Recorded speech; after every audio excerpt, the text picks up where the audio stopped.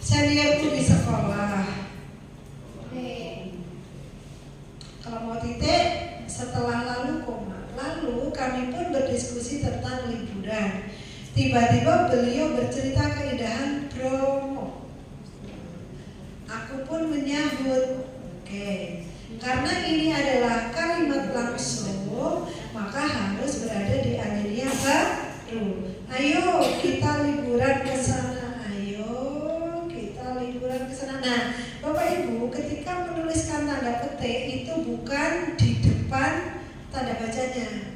Nah, setelah tanda petik itu tanpa spasi, ya. Ayo, koma. Ini kan ajakan liburan kita ke sana. Nah, tanda seru baru tanda petik. Jadi bukan tanda petik, tanda seru, tanda petik, tanda titik bukan.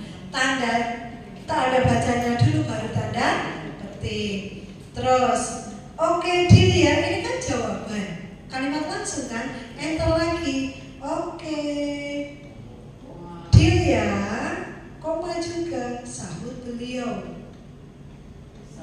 Ini kan yang disampaikan langsung oleh Pak Dan. Oke dilihat, sahut beliau. Kenapa tidak titik? Karena ini masih nyambung, di sini ada sahut beliau. Beda lagi kalau beliaunya di depan. Misal ini, beliau menyambut, koma, oke dilihat, titik. Jadi kalau kalimat langsungnya ada di depan, maka diakhiri koma karena masih ada sahut beliau. Tapi kalau di belakang diakhiri titik. Nah ini tetap ada dalam paragraf tersendiri karena ini kalimat langsung, enter lah. Nah, nanti aku yang akan menghadap kepala katanya. Oh ini masih Pak Dal ya? Oh ya wes, gini aja. Oke. Begini atau misal ini sebentar. Atau misalkan ini mau di taruh belakang, ini koma, terus ini sahut Pak Dal. Nah, apa? Kalimat bikin kayak gini gak usah pakai beliau, lucu. Sahut Pak Dal. Nah, oke, enter lagi. Jadi kalau kalimat langsung itu satu kalimat langsung satu paragraf, meskipun hanya sependek ini, karena ini sudah beda orang, beda topik, beda segala macamnya.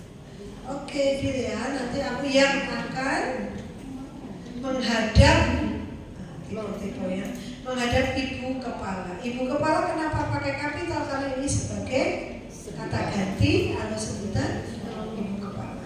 Oke. Jadilah kami membahas rencana perjalanan mulai dari persiapan sampai dengan pelaksanaan. Tanggal pun gabung atau pisah? Pisah. Tanggal pun ditetapkan melalui beberapa rintangan. Akhirnya kami pun berangkat. Melalui beberapa rintangan akhirnya kami pun berangkat. Beraneka makan dan minuman menyertai perjalanan kami. Bahagia terasa di hati. Nyanyian, peran dan candaan meruang tiada henti. Oke, turun aja. Tanpa terasa setengah perjalanan sudah kami lalui. Beberapa teman tampak lelah dan pulas tertidur. Beberapa yang lain masih menyanyi. Pukul 11 sampailah kami di penginapan. Bergegas kami turun dari bus, mengambil barang-barang, lalu masuk kamar. Meski lelah dan ngantuk, mata ini tak jua terpejam. Meskipun lelah dan ngantuk, karena ini kondisi ya. Lebih bagus lagi kalau setelah dialog itu ada tanda kurung artinya. Karena kalau buku itu beredar ISBN secara nasional, kemudian kok banyak dialog bahasa Jawanya, pembaca kan jadi nggak mudah. Mungkin terbatas saja yang ngerti cuma orang Jawa. Tapi kebanyakan kalau mau ada yang pakai bahasa Jawa dikasih arti dalam kurung setelah kalimat itu supaya paham apa maksudnya. Tapi saya sarankan kalau bisa Jika ceritanya bagus, konfliknya rendah, pakai bahasa yang di Indonesia kan saja. Kalau sesekali nggak apa-apa, tapi kalau banyak orang jadi tidak gairah untuk melanjutkan bacaannya. Gitu. Oke, kita akan belajar. Kalau ini memang materi untuk guru ya, materi untuk guru supaya kita menulis, mengajar juga sesuai dengan kaidah yang sudah ditentukan baik dalam KBBI maupun dalam POEBI. Kalau KBBI itu terkait dengan ejaannya, kalau POEBI itu baik ejaan maupun penggunaan tanda baca serta kapitalisasi. Ya, gitu. Baik. Ya, kebahasaan. Jadi kebahasaan ini menjadi perkara yang menuntut perhatian ekstra dalam penulisan. Karena apa? Ketika kita menulis, maka harus benar-benar sesuai dengan tata bahasa yang berlaku di negara kita. Jangan sampai kita gini loh. Kalau tulisannya bagus, sebuah buku ya, buku itu tulisannya bagus, yang akan dapat pujian siapa? Penulis. Tapi kalau tulisannya jelek, tidak sesuai dengan tata bahasa, yang disalahkan siapa? Editor. Jadi enaknya penulis kayak gitu, susah ya editor, kayak elek sing kenal editornya. Nah, maka seorang editor kita termasuk sebagai seorang penulis, kalau mau masuk di penerbit mayor, otomatis kan memang tulisannya sudah harus benar, tapi beda kalau masuk ke penerbit indie, kayak tempat saya kan penerbit indie namanya. Jadi self publishing, kita menerbitkan sendiri. Maksudnya menerbitkan sendiri itu yang biayai dewe, cetaknya biayai dewe, ngedol dewe, tapi labanya juga kita lebih banyak. Jadi kalau kita itu pakai penerbit mayor, kita paling dapat itu rata-rata 5-10%. Jadi kalau kita laku 5 juta, paling itu udah 500% fee-nya. Tapi kalau kita sendiri, contohnya saya yang sejuta cerita Satya Lencana itu 3 bulan 1000 eksemplar saya habis. Padahal saya cetak itu hanya habis 17.000 apa ya satu buku. Saya jual 40.000. Ya kan? Kali sekian eksemplar itu ya wis tak sendiri. Itu tapi kita modal dulu. Kalau di tempat saya itu untuk pracetak dengan maksimal 100 halaman 650. Pracetak itu berarti edite, cover, layout, ISBN. Jadi kan buku itu butuh masuk, dibuatkan covernya, di layout, diedit, itu 650.000. Ada yang lebih murah Bapak Ibu. Tapi kalau lebih murah itu terkadang PDF-nya tidak diberikan kita. Kalau kita mau buku kita harus beli di penerbit. Kalau di tempat kami tidak, PDF-nya kita berikan. Panjenengan mau cetak di Magelang ya bebas. Yang penting PDF sudah dapat. Cetak di Magelang, mau cetak di Jogja, mau cetak di mana yang mungkin merasa lebih murah, boleh. Kalau di tempat kami juga cetakmu tidak terbatas. Makanya mau cetak 1 ya boleh, cetak 2 juga boleh di tempat kami. Kan ada yang percetakan kadang minimal 100, minimal 50. Kalau di tempat kami enggak, minimal 1. Yang penting cetak.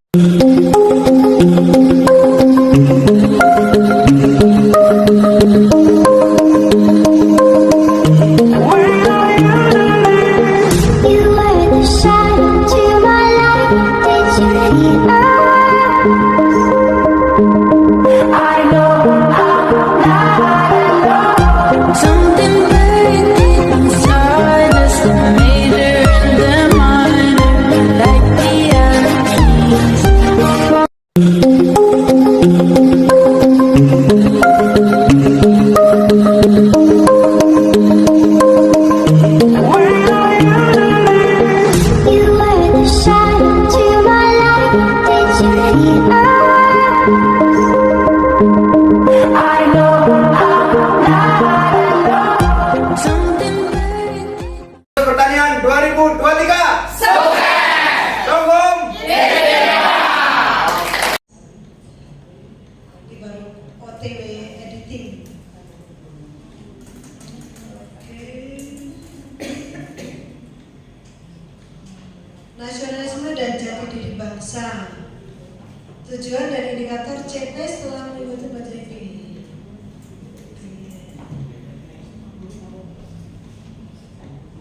Buku ajar tentang apa, buku materi PKN ya? Oh IPS. Buku ajar IPS. Tujuan materi LKPD, asesmen formatif, asesmen sumatif. Oke. Model pembelajarannya tidak di ini ya. Oh, karena ini buku ajar ya Bu ya. Sorry. Bukan modul. Ya, tematika adalah sumber jati diri bangsa. Kenapa indikator CP dipisahkan? Bukan lembaga kan? Jadi tetap kecil. Tujuan dan indikator capaian pembelajaran setelah mengikuti pelajaran ini. Nah, ada pembelajaran 2 kata. Tujuan dan indikator capaian pembelajaran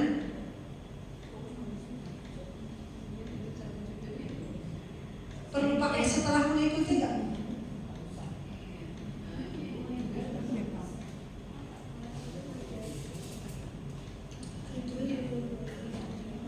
Gini aja bisa kan? Maksudnya bisa dicerna guru ya? Oke, mendeskripsikan, jadi kita buat numbering. CP-nya tidak disebutkan Bu. CP-nya dulu. Bunyi CP-nya apa Bu?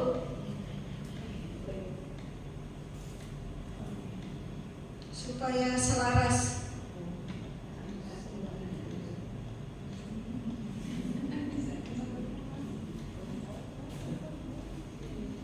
Hubungan kondisi geografi dengan kedatangan manajemen dan Indonesia.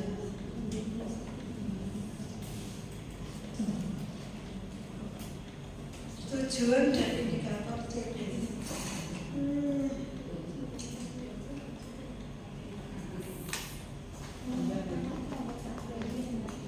Mendeskripsikan, menganalisis, menjelaskan, menganalisis, merancang. Oke, dari khusus CP-nya nanti bisa ditambah ya di kamus ini.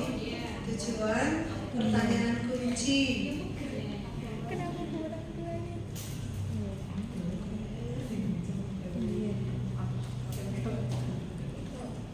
Mendeskripsikan hubungan kondisi geografis, menganalisis pengaruh, menjelaskan proses kemerdekaan, nggak usah dipisah, menulis upaya pelataan pembangunan, merancang aktivitas dalam profil dan upaya meningkatkan integrasi sosial. Oke, pertanyaan kunci.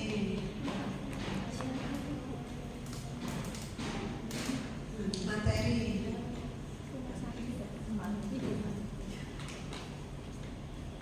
Sumbernya ambil dari mana Bu untuk materinya ini?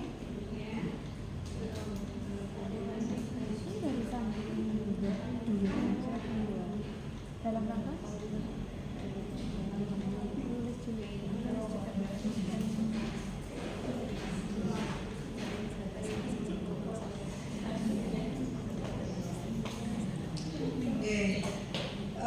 kalau bisa dicantumkan sumber. 2016.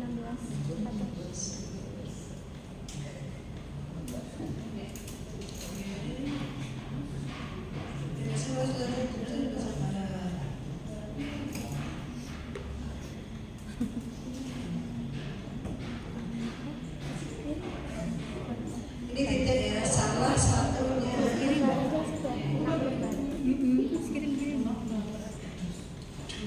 Kalau judul dan subjudul itu diawali dengan huruf kapital. Oke, nah yang tidak diawali huruf kapital adalah konjungsi yang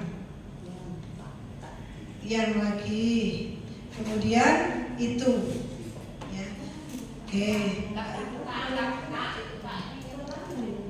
Tak, tidak, bukan konjungsi kan? Kata apa? Lelah yang terbayarkan, betul kan? Lelah yang, jadi lelah terbayarkan dengan keindahannya Bromo, mungkin gitu ya. Perjalanan tak direncanakan. Oke.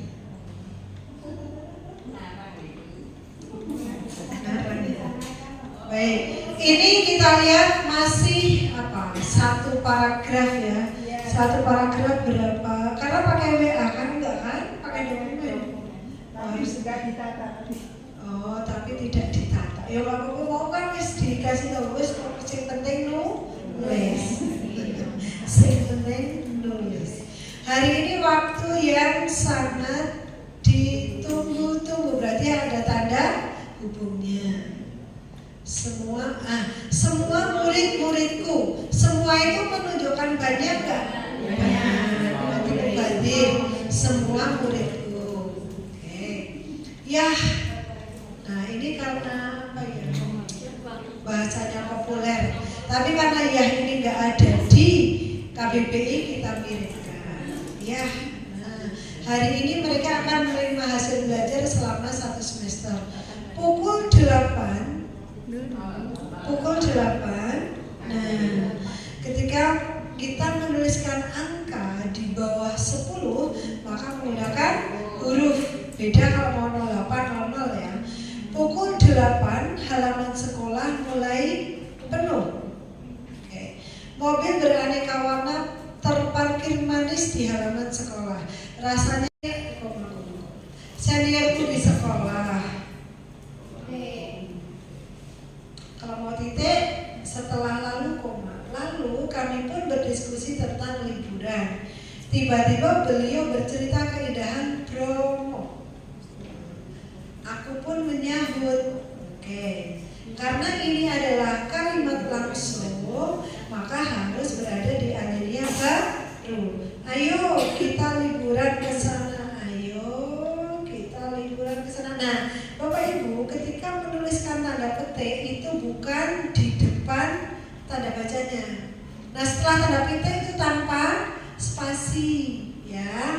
Ayo, koma. Ini kan ajakan liburan kita ke sana. Nah, tanda seru baru tanda petik. Jadi bukan tanda petik, tanda seru, tanda petik, tanda titik bukan. Tanda bacanya dulu baru tanda petik. Terus oke, Dilia, ini kan jawaban. Kalimat langsung kan? Enter lagi. Oke. Dilia, koma juga, sahut beliau. Ini kan yang disampaikan langsung oleh Pak Dan. Oke, Dilia, koma, sahut beliau. Kenapa tidak titik? Karena ini masih nyambung, di sini ada sahut beliau. Beda lagi kalau beliaunya di depan. Misal ini. Beliau menyambut, koma, oke, Dilia, titik. Jadi, kalau kalimat langsungnya ada di depan, maka diakhiri koma karena masih ada sahut beliau. Tapi kalau di belakang diakhiri titik. Nah, ini tetap ada dalam paragraf tersendiri karena ini kalimat langsung. Enter lah. Nanti aku yang akan menghadap kepala katanya. Oh, ini masih Pak Dal ya? Oh ya wes, gini aja. Oke. Begini atau misal ini sebentar. Atau misalkan ini mau ditaruh belakang. Ini koma. Terus ini sahut Pak Dal. Nah, kalimat bikin kayak gini gak usah pakai beliau, lucu. Sahut Pak Dal. Nah, oke, enter lagi. Jadi kalau kalimat langsung itu satu kalimat langsung satu paragraf, meskipun hanya sependek ini, karena ini sudah beda orang, beda topik, beda segala macamnya. Oke, Dilia, nanti aku yang akan menghadap tipe ya, menghadap ibu kepala. Ibu kepala kenapa pakai kapital? Karena ini sebagai kata ganti atau sebutan ibu kepala. Oke. Jadilah kami membahas rencana perjalanan mulai dari persiapan sampai dengan pelaksanaan. Tanggal pun gabung atau pisah? Pisah. Tanggal pun ditetapkan melalui beberapa rintangan. Akhirnya kami pun berangkat. Melalui beberapa rintangan, akhirnya kami pun berangkat. Beraneka makanan dan minuman menyertai perjalanan kami. Bahagia terasa di hati. Nyanyian, doa dan candaan menolong tiada henti.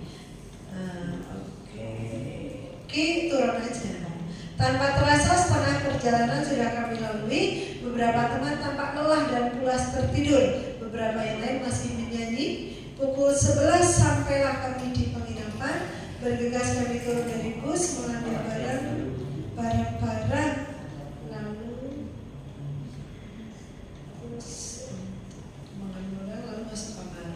Meski lelah dan ngantuk, mata ini tak jua terpejam. Meskipun lelah dan ngantuk, karena ini konsumsi ya.